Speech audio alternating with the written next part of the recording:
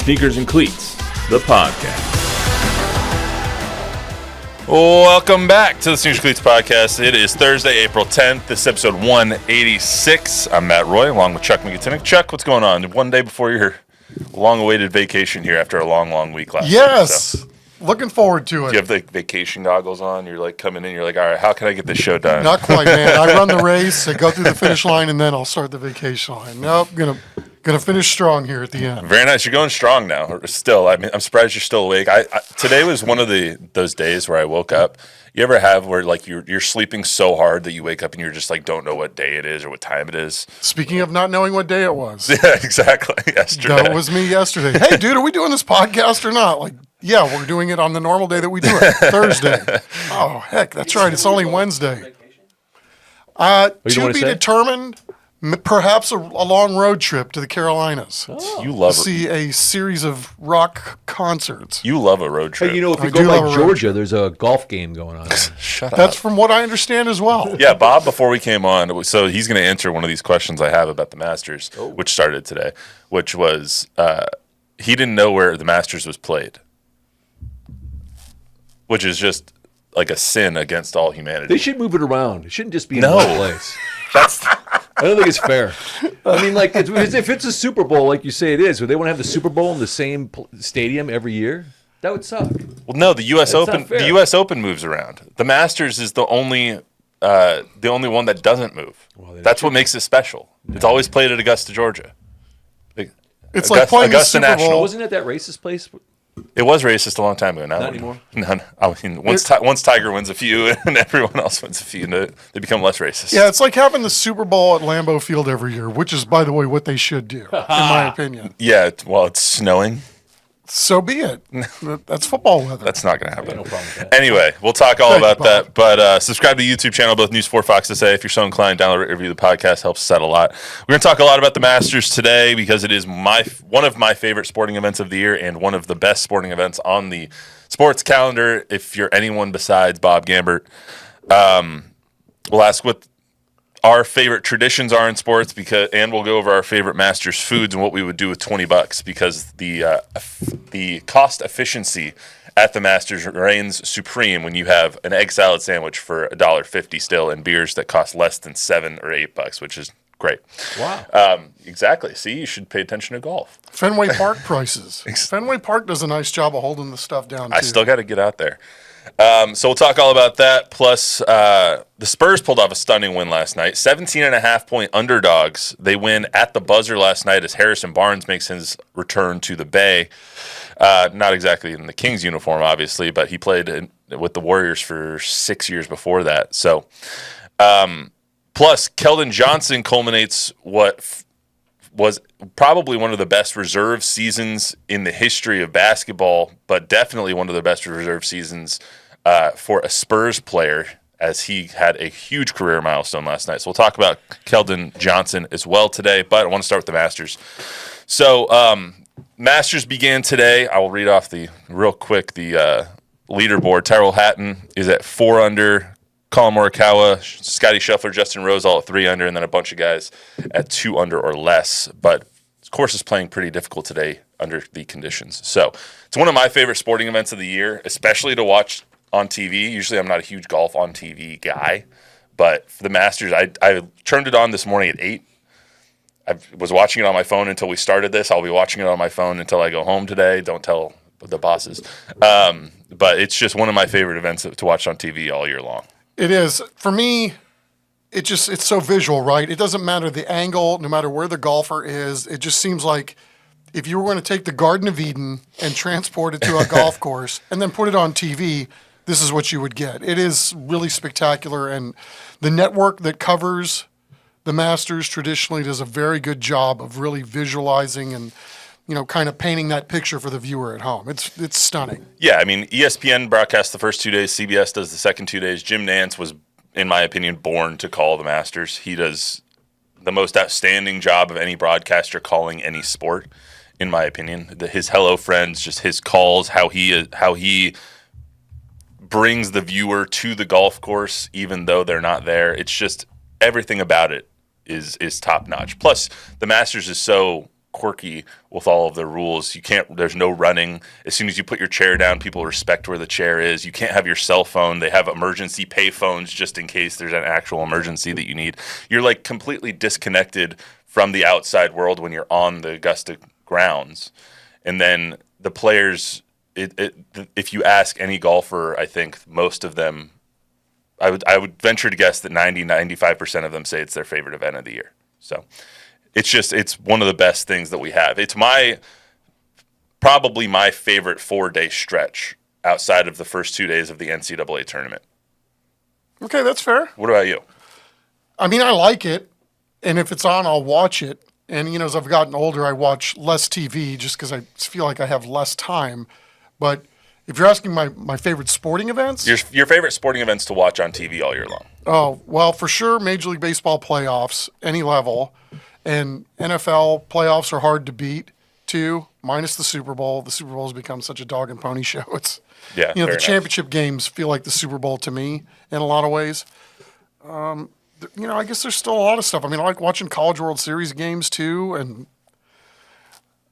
NBA playoff games, too, for the longest time. I mean, it was when, especially in the West, as good as it was when the Spurs were winning championships. I mean, that was must-see TV, Seems like a lifetime ago. It does. To me, the Masters in golf, or the majors in golf, have gotten a little bit more special now because you get all the live guys that are going to play now too. So we don't get to see Bryson DeChambeau, and we don't get to see Brooks Koepka, we don't get to see John Rahm forks up, we don't get to see Tyrrell Hatton and Bubba Watson and Phil Mickelson, and the list goes on and on. We don't get to see all these guys regularly anymore. I mean, unless you tune into live golf, which practically nobody does in the U.S.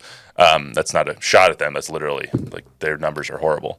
But you don't get to see all of the top players in the world compete against each other anymore. And I feel like at the Masters, it's your first chance of the year to get all of the top players battling against one another. Can John Rahm repeat? Can Phil Mickelson capture lightning in a bottle one more time on the back nine of his career?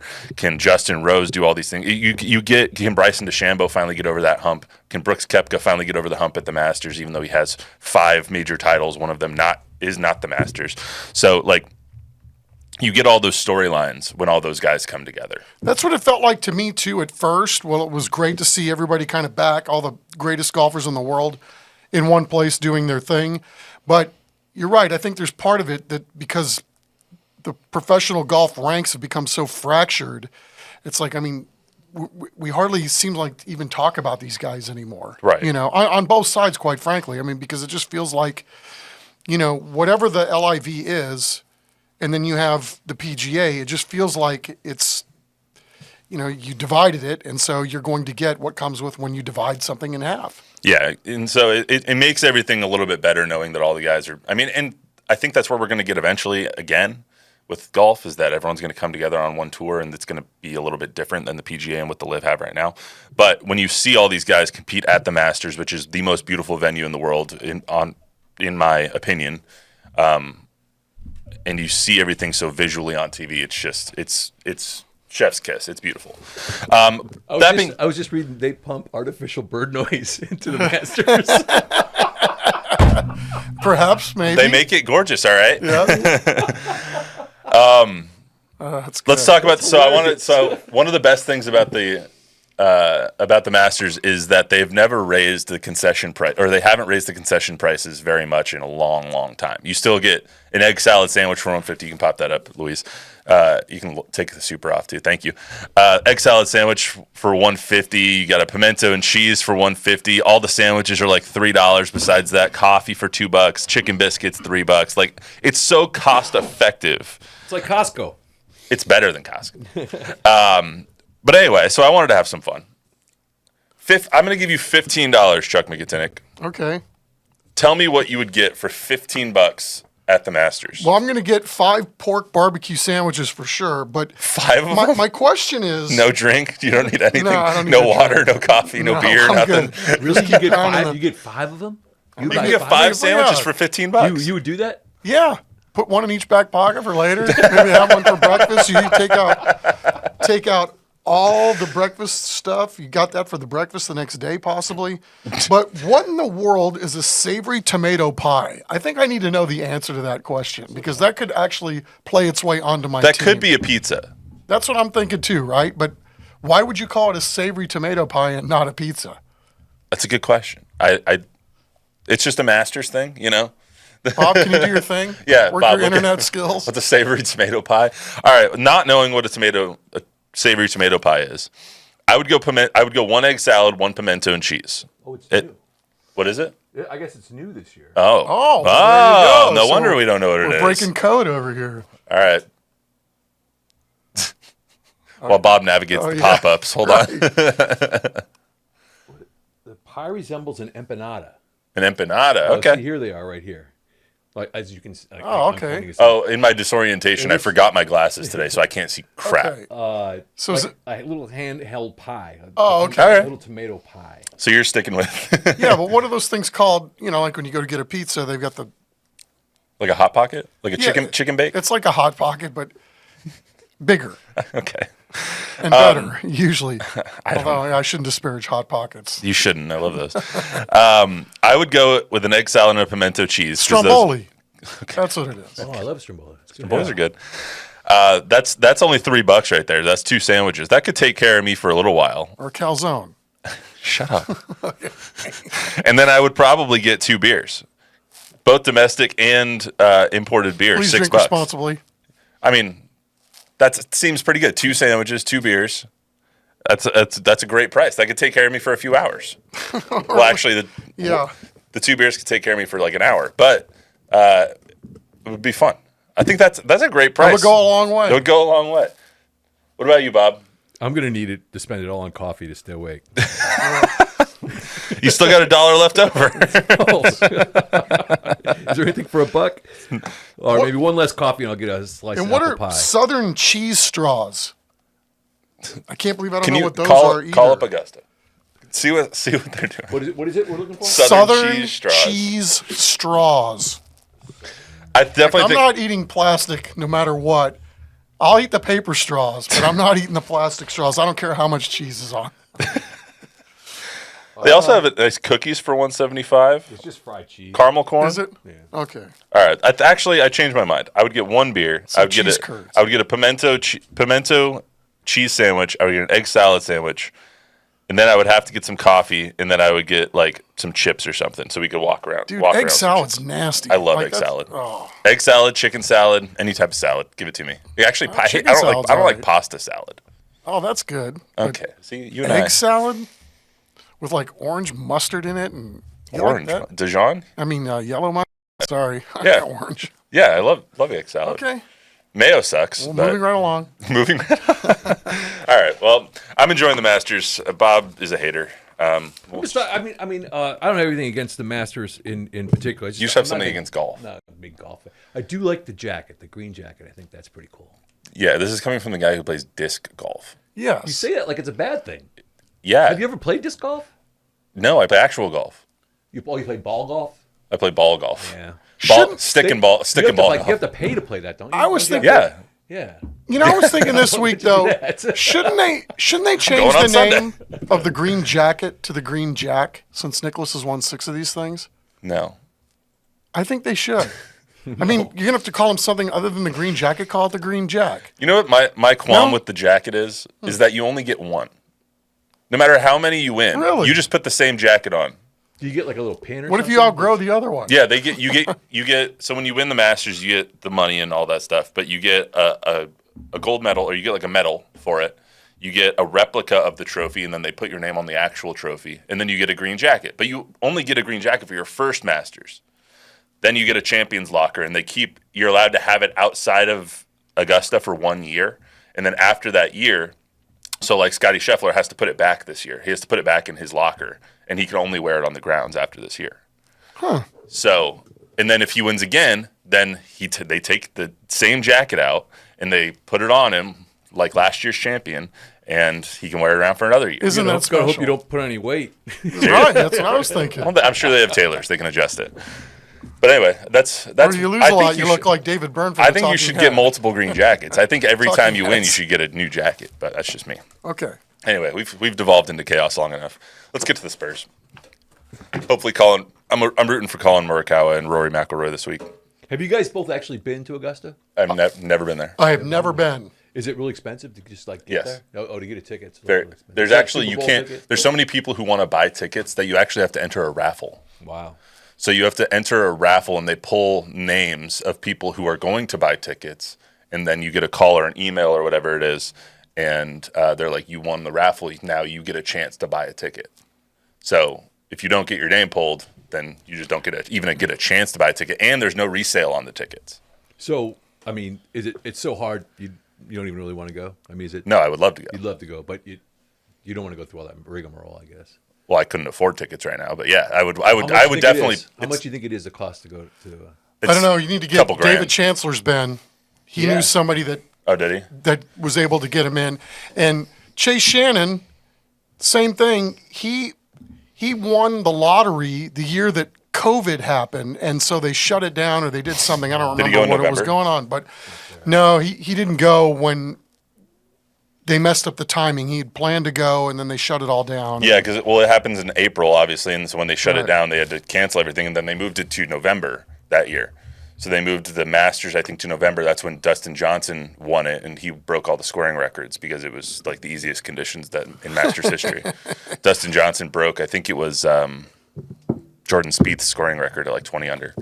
So, which never happens. Yeah, I mean, that just stinks, right? Bad timing. I think Chase, if I remember the story correctly, had been in the lottery system for a number of years, had never won, and then the year that he won, that happened. yeah, So, that sucks.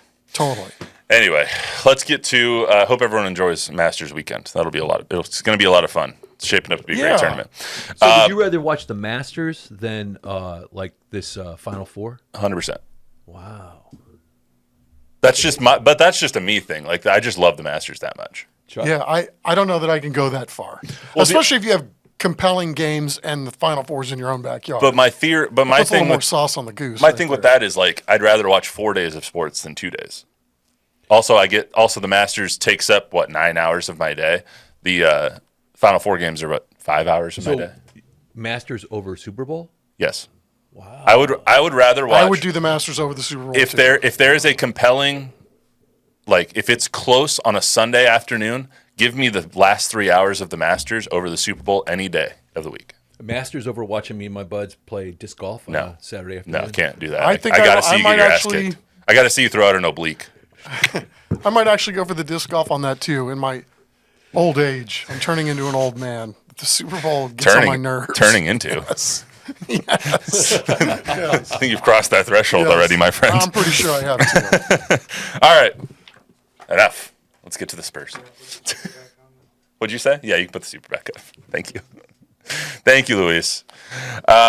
Anyway, so the Spurs won 114-111 last night. Harrison Barnes sunk the game winner as time expired. Huge upset. They were down. I think the line was like 17 and a half going into last night. But huge performances from Steph Castle, who scored 21 and defended Steph Curry all night last night. So he had the toughest assignment. Harrison Barnes had 20, including the game winner. Keldon Johnson went for 21, I believe, and became the all-time leading reserve player in one single season scoring leader in. I'll think about a phrase this. You're getting it out. Yeah. It's taking you a while to get there. Well, yeah, but it's we all know what basically you're the best. saying. Basically, the best, highest scoring Yes. sixth man season in Spurs Yes. history. Essentially, the most points off the bench as a reserve in Spurs history in single season.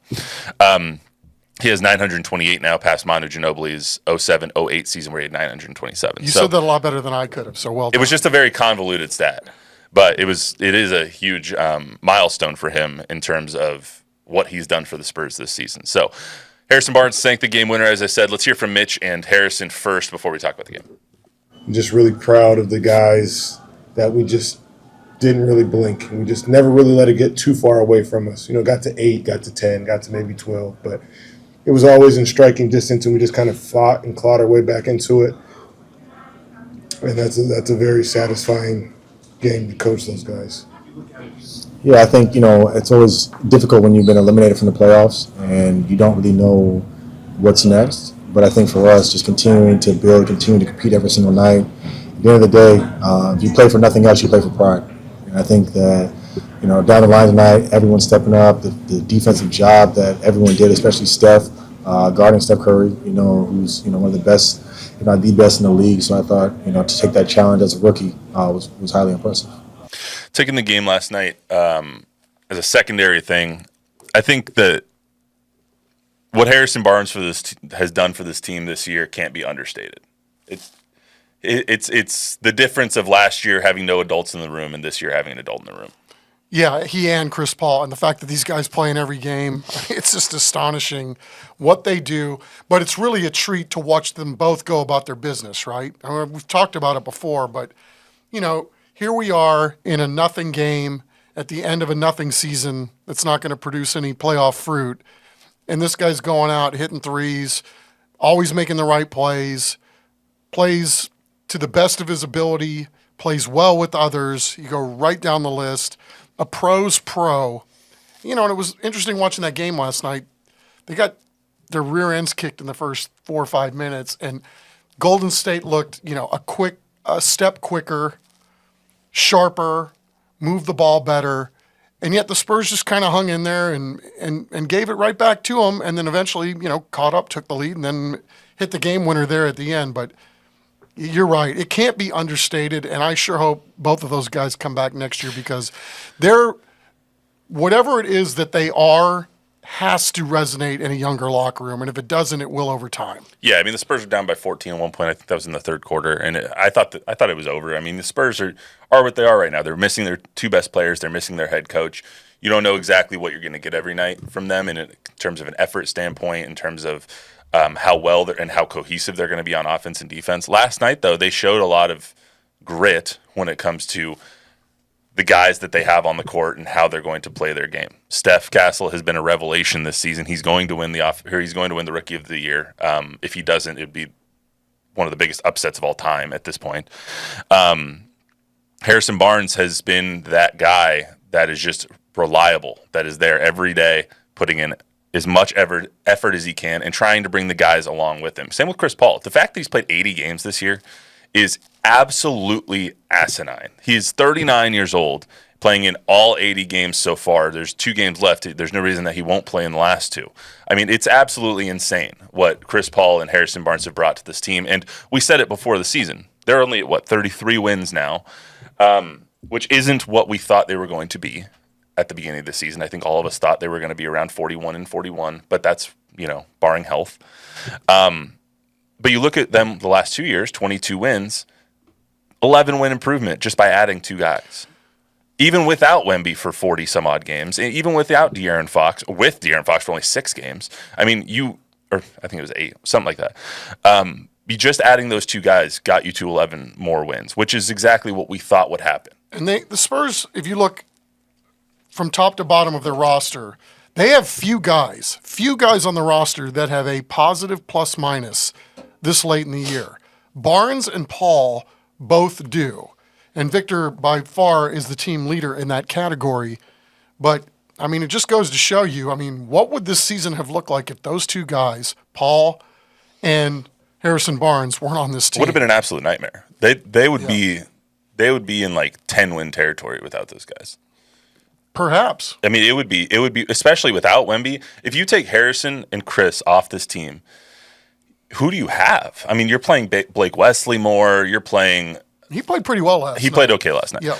But you're playing those, Branham. You're playing all those guys a lot more, and it's guys that have nowhere near the skins on the wall, to use your expression, that Chris Paul and Harrison Barnes do. They're nowhere near the adults in the room that those guys are that have done this before, have been there, have won games like this, have hit those kinds of shots.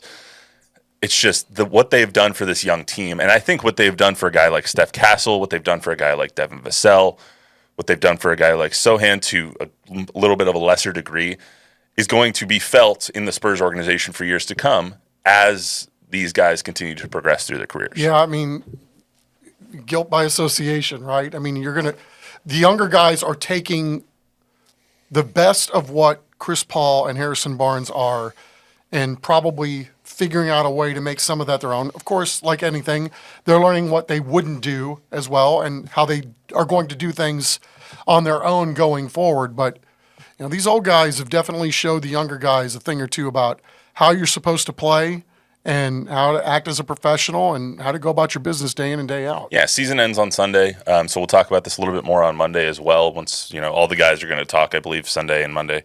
So we'll get into this more then. But you already kind of prefaced it. If Chris Paul's on an expiring contract, he's only signed a 1-year deal. Obviously, Harrison Barnes has another year.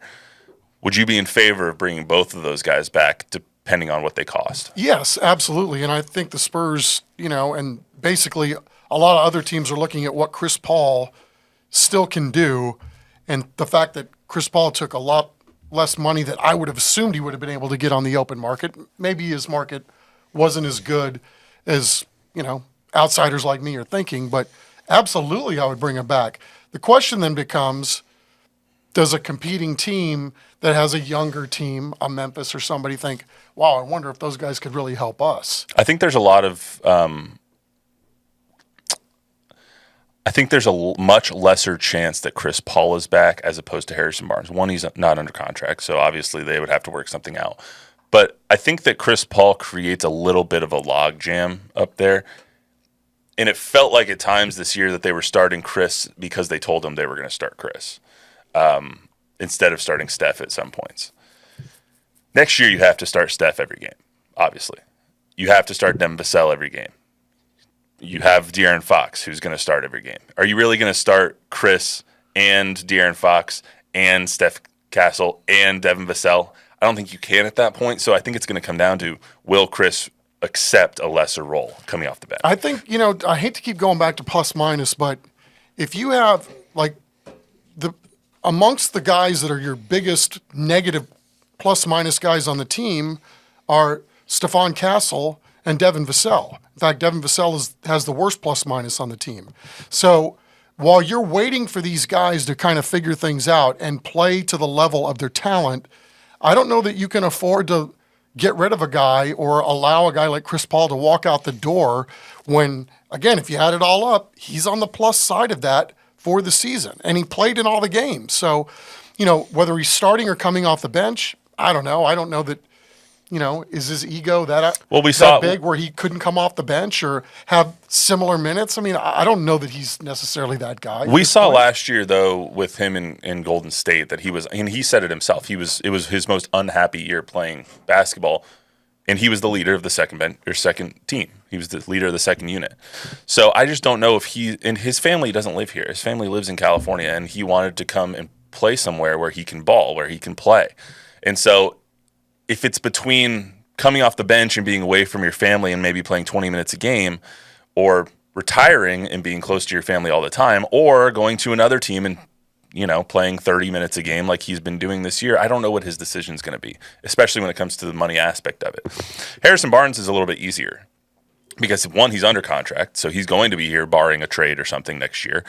The only reason he wouldn't be is if he's a salary piece to a trade that happens this offseason. Same with Devin Vassell. The only reason he wouldn't be here is if he's a salary piece to a trade that happens this offseason. I personally would love to see Harrison Barnes back. I think that he's done wonders for the maturity of this team this year. So we'll talk more about that on Monday once the season wraps up. Season wraps up Sunday night.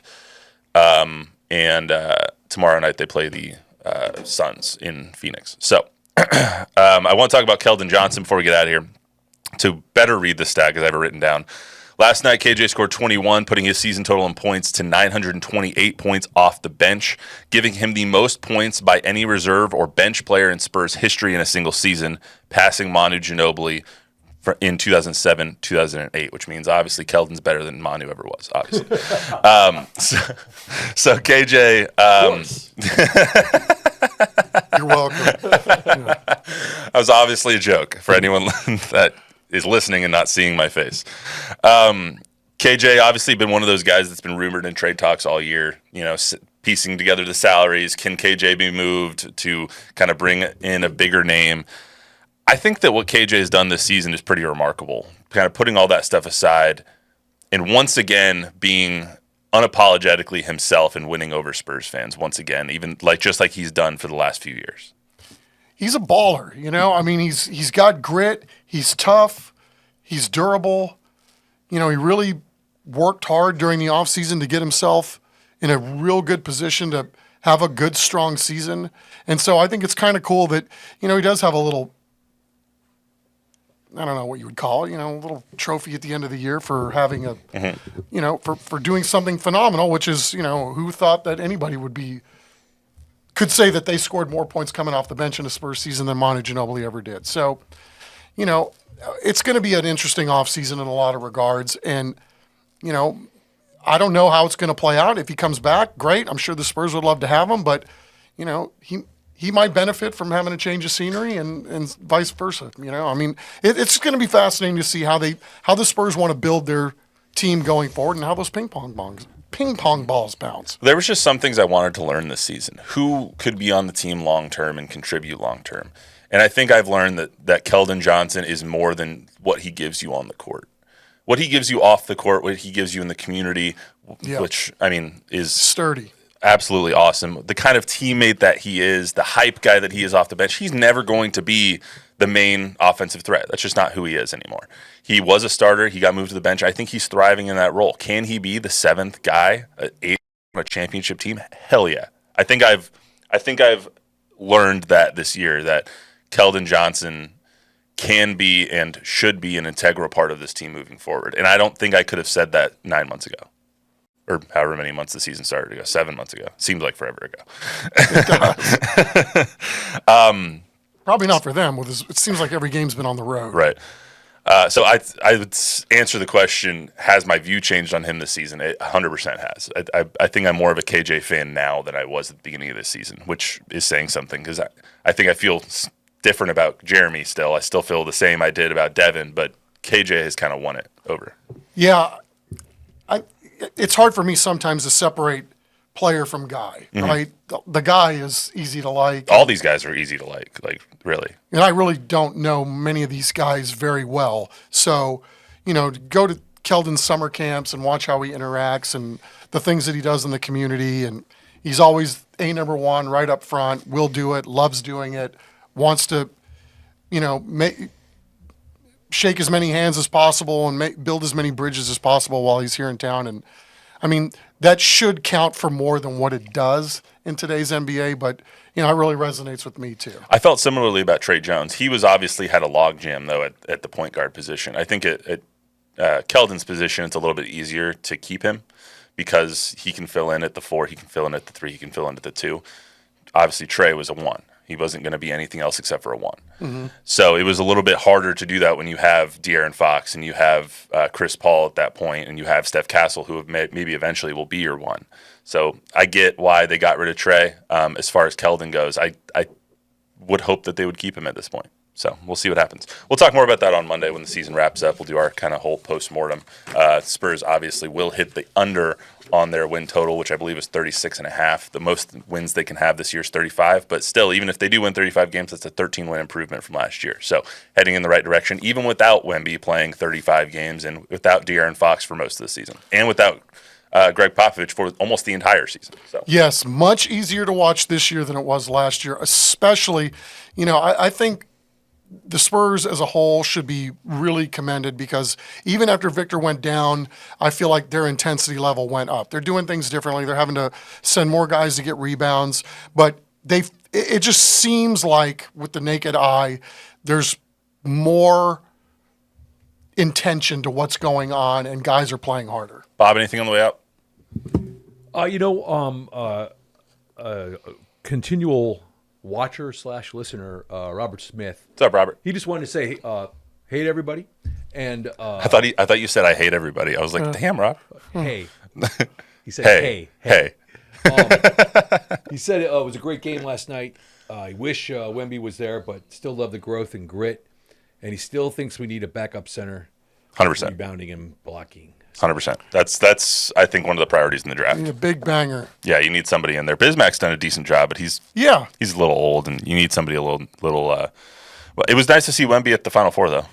Sitting with Hakeem the Dream. Hopefully, you can learn some things through osmosis by sitting next to him. So I thought his hair looked pretty cool.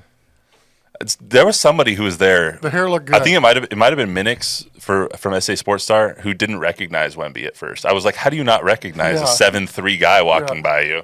It might. How many 7'3" guys do I know? It might not have been Minix. I could be conflating that and just throwing Minix under the bus, but that's okay. He does.